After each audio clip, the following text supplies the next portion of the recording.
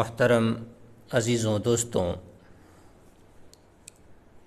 मैं हिंदू धर्म ग्रंथों को, हिंदुओं की जो मज़हबी किताबें हैं उनको खोल करके आपके सामने दिखाता हूँ कि कहाँ पे कौन कौन सी बातें लिखी हुई हैं। अभी मेरी वीडियो जो आ रही है वो ये बताने के लिए, हम ये मानते हैं और ये बात तारीख़ी तौर पर दुरुस्त है कि हिंदुस्तान के अंदर जितने भी मुसलमान हैं इनमें से 95% के आसपास, तो 95% के आसपास तो वो लोग हैं जिनके आबा व अजदाद एक ज़माने में गैर मुस्लिम हुआ करते थे। ब्राह्मणों ने ग़ुलाम बना लिया था, फिर ब्राह्मणों की ग़ुलामी में ये लोग ज़िंदगी गुजार रहे थे। ब्राह्मण की ग़ुलामी में सिर्फ़ ये लोग ही नहीं बल्कि वैश्य और क्षत्रिय, जो राजा लोग, सिपाही लोग, जो ताकतवर लोग हुआ करते थे, ये सारे लोग थे। अभी आप धार्मिक पुस्तकों में कई जगहों पे आप देखिएगा कि बड़े से बड़ा राजा ब्राह्मण से डर करके अपनी बेटी ब्राह्मण को दे दिया करता था कि जाओ इसके साथ मौज मस्ती करो। एक ब्राह्मण आकर के पूरे राज में धमकी देता था, राजा से कहता था कि तुम अपनी पुत्री को, अपनी बेटी को मेरे हवाले कर दो वरना हम तुम्हारे राज में, तुम्हारे महल में आग लगा देंगे। और राजा डर करके अपनी बेटी दे देता था। तारीख़ में भी इस तरह की बातें मिलती हैं कि बड़े बड़े राजा जब शादी विवाह करके आते थे तो अपनी रानी को 3 दिनों तक शुद्धि के लिए, पाक करने के लिए ब्राह्मण के हवाले करते थे। ब्राह्मण फिर अंदर बाहर से उसको शुद्ध करता था। तो इस तरह के से जो है बनाए हुए थे। फिर अल्लाह ने इस्लाम को भेजा हिंदुस्तान के अंदर, तो सारे लोग, जितने समझने वाले लोग थे, जिसको अल्लाह ने तौफीक दिया, वो समझ गए। और इसमें क्षत्रिय समाज, जो राजपूत समाज है, बढ़ चढ़ कर हिस्सा लिए और इस्लाम की तरफ आए। तो ये सब बातें थी। तो खैर, मैं अभी जो वीडियो बना रहा हूँ ये बताने के लिए कि हमारे पूर्वजों ने हिंदू धर्म क्यों छोड़ा था। तो हिंदू धर्म में इंसानियत के मुतालिक, क्योंकि जब तक एक इंसान को इज़्ज़त नहीं मिलेगी कहीं, तो इंसान वहाँ ठहर नहीं सकता है। अब मेरी आप 19 वीडियो आ चुकी है, आप कोई भी वीडियो निकाल के देख लें इसके ऊपर, तो आपको समझ में ये बात आ जाएगी कि ब्राह्मण धर्म में इंसानियत की, ब्राह्मण के सिवा किसी की इज़्ज़त नहीं है। अगर कुछ थोड़ी बहुत इज़्ज़त है तो क्षत्रिय की, और हल्की सी नाम की इज़्ज़त अगर है तो वैश्य की, वरना तो फिर ये जो शूद्र समाज है, जो 85% हिंदू के अंदर शूद्र जाति, शूद्र, दलित, महादलित ये लोग आते हैं, ये तो जानवरों से भी बदतर है। कुछ को थोड़े ऊपर, थोड़ा उस इसमें भी कुछ को ऊपर रखा गया है, कुछ को शूद्र, कुछ को अति शूद्र, अंत्यज वगैरह ये सब खानों में बांट दिया गया है। तो जो सबसे अच्छा शूद्र है, सबसे 1 नंबर का शूद्र है, उसको कुत्ते के बराबर रखा गया है। कई जगहों पे ये बात आई है और आएगी, मैं दिखाता रहूँगा। तो अब चलिए खैर शुरू करते हैं बात लंबी किए बगैर। वीडियो लंबी नहीं बनानी है। दिखाते हैं कि आप देखें कि क्या क्या कानून जो है हिंदू धर्म में इंसानियत के मुतालिक। तो चलिए देखते हैं यहाँ क्या लिखा है कि जो ब्राह्मण चांडालों, कुत्ता वगैरह, दाढ़ वाले और सांप वगैरह के द्वारा मारे गए हैं और जो ब्राह्मण से मारे गए हैं उनका श्राद्ध नहीं करना चाहिए। अब इसमें क्या हिकमत है वो तो ब्राह्मण जाने कि ब्राह्मण को, हाँ ये बात तो ठीक है। जैसे चांडाल है तो ये इंतहाई नापाक है, इंतहाई नापाक। कुत्तों और सुअरों से भी ज़्यादा अपवित्र चांडाल है। और उसके बाद दाढ़ वाले जैसे कुत्ता, शेर, ये सब वो सब है, सांप है। तो अगर ब्राह्मण को ये सब मतलब नापाक ज़्यादा माने जाते हैं। और कुछ हो सकता है कि ये मानते हों कि पाप की वजह से इस पर हमला हो गया है, और ये बात लिखी हुई भी है, तो इस वजह से है। लेकिन यहाँ देखें दूसरी बात जो आखिर में है वो ये है कि जो ब्राह्मण के ज़रिया मारा गया हो, जिसको ब्राह्मण मार दे, वध कर दे, इसलिए यहाँ ख्याल में रहे कि ब्राह्मण किसी को मारता है तो जान से मारे तो उसको वध कहा जाता है, तो उनका श्राद्ध नहीं करना चाहिए। जैसे गांधी जी को ब्राह्मण ने मारा है, तो शास्त्र के अनुसार गांधी जी का श्राद्ध नहीं होना चाहिए। और श्राद्ध वो कर्म है जिसके करने के बाद ही उसको नरक से निकाल करके स्वर्ग में ले जाया जाता है, और फिर उसको जो है क्या बोलते हैं कि मुक्ति मिलती है, या फिर उसकी रूह जो है, आत्मा जो है, दुनिया से में भटकना बंद हो जाती है। तो इस तरह की बातें हैं। और एक बात और भी है, अगर यहाँ पे ना हो तो कहीं और जगह ये भी लिखा हुआ है कि अगर कोई ब्राह्मण ऐसों के यहाँ श्राद्ध कर दे, मिसाल के तौर पर किसी को ब्राह्मण ने जान से मार दिया और कोई दूसरा ब्राह्मण उसके यहाँ चला जाए श्राद्ध करने के लिए, तो जो ब्राह्मण गया है श्राद्ध करने के लिए वो पतित हो जाएगा, जात से बाहर हो जाएगा, धर्म से बाहर हो जाएगा। तो ये बात भी ध्यान में रहने की है। आगे देखिए क्या लिखा है। चांडाल पति शव और अंत्यज का स्पर्श करके, रजस्वला और सूती का स्त्री का स्पर्श करके वस्त्रों सहित स्नान करें। अब देखें यहाँ क्या है, चांडाल थोड़ा बता देते हैं। चांडाल कौन है? चांडाल वो है जो किसी ब्राह्मण की लड़की हो और किसी शूद्र का लड़का हो, दोनों की शादी हो जाए तो जो बच्चा पैदा हो तो वो चांडाल कहा जाता है। हिंदुस्तान के अंदर आप देख लें, यूपी के अंदर, बिहार के अंदर, झारखंड के अंदर, इन सब जगहों में, अभी तो यूपी में तो खैर क्षत्रिय जो राजपूत समाज है वो है, उससे पहले अखिलेश, ये सब शूद्र के अंदर थे। तो ये है, अगर इन लोगों की शादी अगर किसी ब्राह्मण से हो जाती तो इनका जो बच्चा होता वो चांडाल कहलाता। पतित कहते हैं कि पतित का मतलब होता है इंतहाई नीच, नापाक, अपवित्र। इसमें ज़्यादा मुबालगा हो जाता है, इंतहाई नापाक। तो पतित कौन होता है? पतित वो होता है जो अपना धर्म छोड़ दे, अपना कर्म छोड़ दे, उसको पतित कहा गया है कई जगहों पर शास्त्रों में। जैसे ब्राह्मण के 6 कर्म है, पढ़ना, पढ़ाना, दान देना, दान लेना, यज्ञ करना, यज्ञ कराना, ये है। इसी तरह से क्षत्रिय के भी 5 काम है। क्षत्रिय पढ़ा नहीं सकता है, पढ़ तो ले सकता है लेकिन पढ़ा नहीं सकता है। यज्ञ कराएगा, कर नहीं सकता है, यानी कि यज्ञ भी दूसरे का नहीं करा सकता है। इसी तरह से वैश्य भी पढ़ा नहीं सकता है, पढ़ तो सकता है, यज्ञ नहीं करा सकता है। फिर क्षत्रिय के ज़िम्मे हुकूमती काम है, ब्राह्मण के ज़िम्मे धार्मिक काम है, वैश्य के ज़िम्मे खेती बाड़ी और पैसा इकट्ठा करने के काम है। शूद्र जो 85% बनते हैं, इन लोगों का काम है खिदमत करना, सेवा करना, ग़ुलामी करना, कामकाज करना। तो ये कर्म है। तो शास्त्र में ये बात लिखा है कि कोई भी अपना कर्म छोड़ दे तो वो पतित हो जाता है। मिसाल के तौर पर ये बात साफ अल्फाज में अत्रि स्मृति के अंदर आई है कि अगर कोई क्षत्रिय पढ़ाता है, पढ़ाने का काम करता है, शिक्षा देता है, तो वो पतित हो जाएगा। यानी कोई राजपूत समाज का भी इंसान अगर पढ़ा रहा है तो वो पतित हो जाएगा। तो ये चीज़ है। और फिर इस तरह से स्त्रियों के बारे में भी है, स्त्री क्या करे।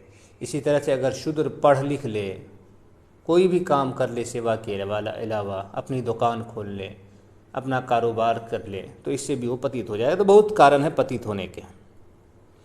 तो यहाँ बोला पतित, शव कहते हैं मुर्दा को, और अंत्यज कहते हैं शूद्र को। ये जो 85% समाज हो गया और शूद्र वो हो गया। कहते हैं कि अगर इसको छू लिया जाए, इसी तरह से उस औरत को जो माहवारी आ रहा हो, जिसको अगर उसको भी कोई छू ले, या सुतिका कहते हैं कि उस औरत को जिसको बच्चा पैदा हुआ हो उसको कोई छू ले तो छूने वाला कपड़ा सहित स्नान करे तब पाक होगा। बहुत लंबी वीडियो जा रही है, इसलिए हम जल्दी से आप देखें ये क्या है, इसके बाद क्या, इनके द्वारा स्पर्श किए हुए के द्वारा जो छू लिया गया हो उसके लिए स्नान का विधान है। यानी कि रजस्वला जिसको छू ले, या ये लोग जो ऊपर जितने भी लोग आए हैं, चांडाल, पति, शव, अंत्यज और रजस्वला यानी माहवारी वाली, या जिसको बच्चा पैदा होने के बाद खून आ रहा हो, तो ये 5-6 लोग जो हो गए हैं, अगर ये किसी को छू ले और जिसको छुआ हो वो किसी को छू ले तो वो भी नापाक हो जाएगा। ये वायरस हो गया एक तरह का। और चलते हैं आगे। यदि दिव्य शरेश, चांडाल आदि से छू लिया गया है या उच्छिष्ट हो गया है तो वो गौमूत्र और जौ के आहार वाला होकर 3 रात्रि में शुद्ध होता है। यानी गाय का मूत्र पिएगा और 3 दिन तक पिएगा तब फिर पाक होगा। अगर किसी को चांडाल वगैरह छूले, जो ऊपर आए हैं, जो ऊपर जो आया है ना छूने के बारे में 5-6 जो आया है, तो अगर किसी को छू ले तो फिर जो है वो 3 दिन तक गाय का मूत्र पिएगा।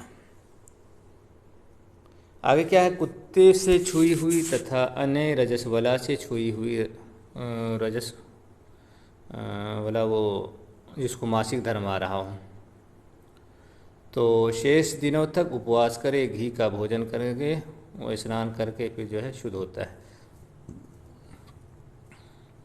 यहाँ देखिए, कुत्ता और रजस्वला, वो स्त्री जिसको माहवारी आ रही है, दोनों को एक ही मतलब दर्जे में रखा गया है। तो यहाँ जो बात आई है जो आपके सामने ऊपर है उसमें यही है, कुत्ते से छुई हुई तथा अन्य रजस्वला से छुई हुई। रजस्वला यानी एक औरत को माहवारी आ रही है, वो माहवारी वाली ही औरत को छू ले तो उसको क्या करना चाहिए उसके बारे में लिखा हुआ है। यहाँ क्या है कि चांडाल के पात्र से छुए हुए कुएं के अंदर पड़े जल को गौमूत्र और जौ के आहार वाला होकर 3 रात्रि में शुद्ध होता है। यानी कि किसी कुएं में चांडाल का बर्तन लग गया हो, अगर वो जल कोई ऊंची जाति का आदमी पी ले तो फिर उसकी पाकी के लिए बताया है कि वो गाय का मूत्र पिए तो 3 दिन में फिर पाक होगा, अगर चांडाल का बर्तन लग गया हो कुएं में। तो यहाँ क्या है कि तालाबों और नदियों में शूद्रों द्वारा अपनाए गए घाट पर अनजाने में जल पीकर पंचगव्य से शुद्ध होता है। इससे आप समझ सकते हैं कि जैसे आज के दौर के अंदर सरकारी नल है स्टेशन पे, बस स्टैंड पे और भी बहुत सी जगहों पर, तो अगर इन जगहों पे कोई शूद्र पानी पी रहा है तो फिर ब्राह्मण को इन सब जगहों से पानी नहीं पीना चाहिए। तो यहाँ है कि पहले होता था और अब भी बहुत सी जगहों पे हो सकता है होता हो, पहले ज़माने में आज से 100 साल पहले होता था हर जगह कि तालाब होता था, तो बहुत सी जगह तो तालाब मखसूस होता था, लेकिन कहीं कहीं तालाब लंबा है, नदी लंबी है, तो मखसूस होता था कि यहाँ से ब्राह्मण पानी लेगा, यहाँ से ये पानी लेगा। तो यहाँ लिखा है तालाबों और नदियों में शूद्रों द्वारा अपनाए गए। तो शूद्र जो अपनी जगह या शूद्र के गांव के सामने जो होता था हिस्सा, वहाँ से वो पानी लेते थे। तो अगर वहाँ से अगर अनजाने में कोई ब्राह्मण पानी पी ले उस जगह से, हालांकि नदी बह रही है तो वो तो पानी ठहरता नहीं है नदी का, वो चल रहा है, लेकिन वो जगह यानी कि ये शूद्र जिस जगह पे पाँव रख दे वो जगह भी अपवित्र हो जाती है। इससे यही बात समझ में आती है। तो कहे कि अगर वहाँ से भी अगर ले ले तो लेने से ब्राह्मण वहाँ से भी पानी पी ले तो ब्राह्मण अपवित्र हो जाएगा, उसको फिर जो है गाय का गोबर खाना पड़ेगा, गाय का मूत्र पीना पड़ेगा, तब ब्राह्मण पाक होगा। आगे क्या लिखा है, बिलाय और चूहे का जूठा खाने पर दिव्य पंचगव्य गाय का गोबर, गाय का पेशाब पिए तो ये है। और क्या है, इसी प्रकार शूद्र का जूठा खाकर 3 रात्रि के व्रत से ही शुद्ध होता है। यानी बिलाय और चूहा का जूठा और शूद्र का जूठा सब बराबर ही है, इंसान और जानवर सब बराबर हैं। यह क्या है, शूद्रा के पात्र में भोजन करके तथा रजस्वला के पात्र में भोजन करके गौमूत्र और जौ के आहार वाला होकर आधे मास में शुद्ध होता है। यानी शूद्र औरत को शूद्रा बोला जाता है। तो जो शूद्र की औरत हो उसका कोई बर्तन हो, उस बर्तन से अगर कोई पानी पी लिया ऊंची जाति का आदमी, या जो औरत रजस्वला अपने घर के अंदर बीवी है, बेटी है और भी कोई रिश्तेदार है जो घर के अंदर है, वो किसी बर्तन में खा ली है। अब इसी ये बात भी समझ में आती है, शूद्र का तो खैर छोड़े, अपने घर के बारे में बता रहे हैं। ब्राह्मण के यहाँ, हिंदू धर्म के यहाँ ब्राह्मण ही को मान लेते हैं, जो ऊंची जाति के अंदर ब्राह्मण, क्षत्रिय, वैश्य 15% हिंदू हैं, उसके बारे में ये बात आप समझ सकते हैं कि उसके घर के बारे में, कि अगर उसके घर के अंदर बहन, बेटी, माँ, बीवी जो भी हो, अगर वो रजस्वला हो जाए तो उतने दिनों तक उसके बर्तन अलग होने चाहिए। उस बर्तन को कोई नहीं छू सकता है, उसमें कोई नहीं खा सकता है। तो उसके बारे में आया कि अगर किसी बर्तन में, जो बर्तन रजस्वला का हो, अगर उसमें कोई खा ले तो फिर तो नापाक हो जाएगा खाने वाला। तो फिर पाकी क्या है? पाक होने का तरीका ये है कि गाय का मूत्र और जौ, ये जो है 15 दिन तक अगर इसको इस्तेमाल करेंगे, जौ और गाय का मूत्र, वो दोनों मिला के आप उसको दाल बना लें, दलिया बना लें, ये सब करके खाएं, तब 15 दिन में शुद्ध होती है। तो खाने वाला जो शुद्रा के बर्तन में या माहवारी आने वाली औरत के घर बर्तन में खा लिया हो तो। अब ज़रा देखें, शुद्रा को तो छोड़े, उसका तो हज़ारों जगहों पर अपमान है। अब ज़रा देखें अपनी माँ, बहन, बेटी का कितना बड़ा अपमान हो रहा है। हर औरत को समझना चाहिए कि देखो हिंदू धर्म में मेरा कितना बड़ा अपमान है।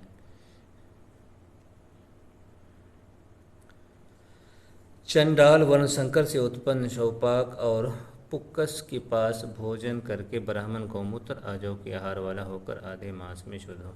वर्णशंकर बोलते हैं, चांडाल तो समझ में आ गया। वर्णशंकर तो बोलते हैं कि अलग अलग जाति में शादी हो गई हो, फिर उससे जो बच्चा पैदा हो उसको वर्णशंकर बोला जाता है। वर्णशंकर का एक मतलब उर्दू में जिसको हरामी भी कह सकते हैं, लेकिन यहाँ क्या है, यहाँ हरामी होने के लिए ये है कि जाति बदल जाए तो बच्चा वर्णशंकर हरामी कहलाता है।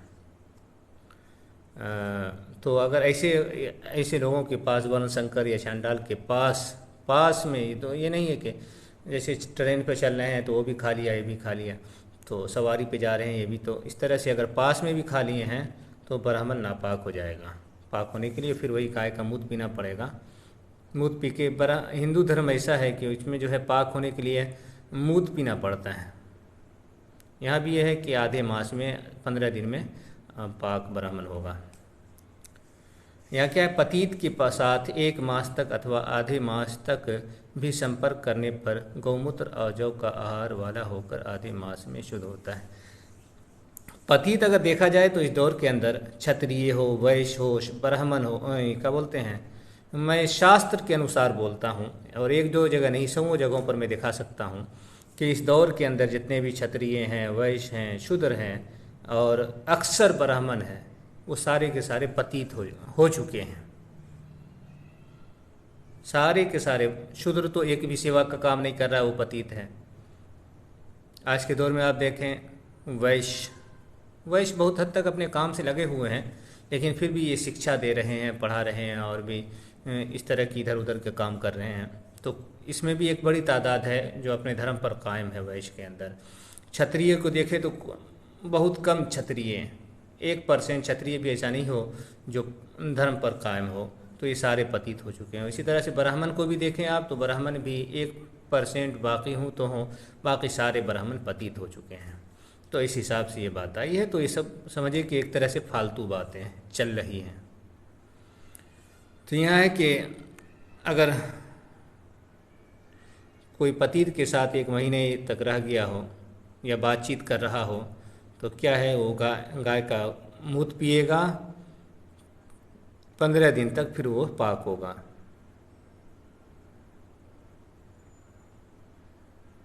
तो खैर वीडियो ना चाहते हुए बहुत लंबी हो गई है मगर जितनी बातें आपके सामने आई हैं आप समझ सकते हैं कि इन बातों को रहते हुए भला किसी का हिंदू धर्म में रहना कहाँ तक दुरुस्त हो सकता है। यकीनन हिंदू धर्म, सनातन धर्म इस लायक नहीं था कि जहाँ लोग, जिसके पास अल्लाह ने अक़ल दिया है, इंसाफ दिया है, आज के दौर के अंदर भी अगर ये किताबों को पढ़ लें और जो धार्मिक तरीक़ा है अगर उसको पढ़ लें तो जिसके अंदर ज़र्रा बराबर भी इंसाफ नाम की कोई चीज़ होगी, हक़ नाम की कोई चीज़ होगी, इंसानियत नाम की कोई चीज़ होगी, वो किसी भी सूरत में हिंदू धर्म में नहीं रह सकता। मेरी ये 20वीं वीडियो है, आप 1 से लेकर 20 तक किसी भी वीडियो को निकाल के देख लें, आपको पता चल जाएगा। ठीक है, बात ख़त्म करते हैं। खुदा हाफ़िज़।